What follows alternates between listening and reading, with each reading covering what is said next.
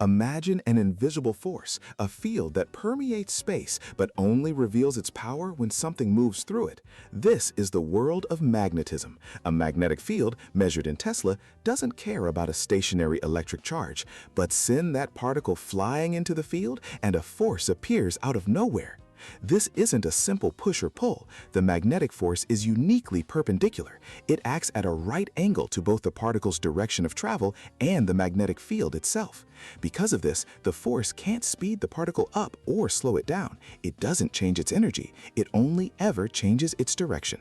So how do we predict this sideways push? We use the right-hand rule. Point your fingers in the direction of a positive charge's velocity, curl them towards the magnetic field, and your thumb points in the direction of the force. For a particle moving perpendicular to a uniform field, this constant sideways push traps it, forcing it into a perfect circular path. The magnetic force becomes a centripetal force, an invisible tether holding the particle in orbit.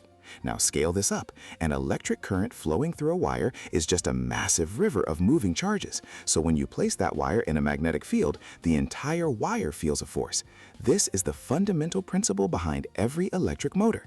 That strange sideways push on countless individual electrons is harnessed to spin turbines, power cars, and run our modern world.